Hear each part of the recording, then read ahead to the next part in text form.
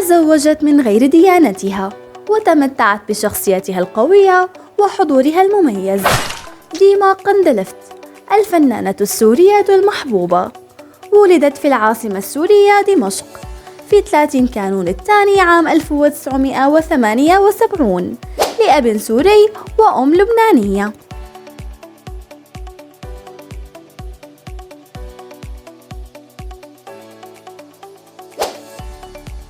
تمتعت منذ صغرها بصوت جميل، تدرجت في مدارس دمشق حتى نالت الشهادة الثانوية لتلتحق بكلية الاقتصاد بجامعة دمشق، واحترفت الغناء منذ ذلك الوقت.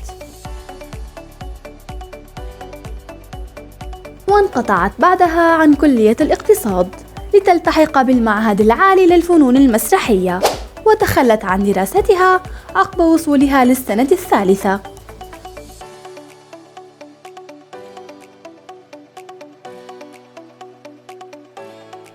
وفي عام 2013 عادت ديما قندلفت لاستكمال دراستها في كلية الاقتصاد لتتعرف على همام الجزائري الذي بات زوجها لاحقاً.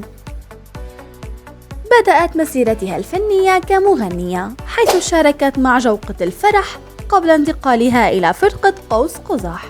وأول عمل غنائي للفنانة ديما قندلفت كان مع الملحن والمغني بشار زرقان من خلال غناء جدارية للشاعر محمود درويش. بداياتها التمثيلية كانت خلال المسرح، حيث شاركت برفقة الفنان سامر المصري وباس الخياط في مسرحية أبيض وأسود. قدمت ديما قندلفت خلال مسيرتها الفنية العديد من الأعمال التلفزيونية المميزة، أبرزها مسلسل هومي هون، أشواك ناعمة، وشاء الهوى، غزلان في غابة الذئاب، باب الحارة، ما ملكت أيمانكم، طوق البنات، الهيبة.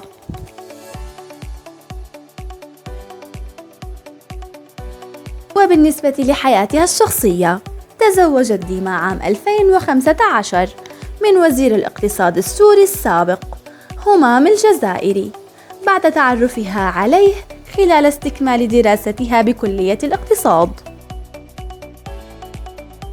وتم الزواج بين الطرفين بشكل مدني، كون ديما تحمل الديانة المسيحية والجزائري مسلم سني.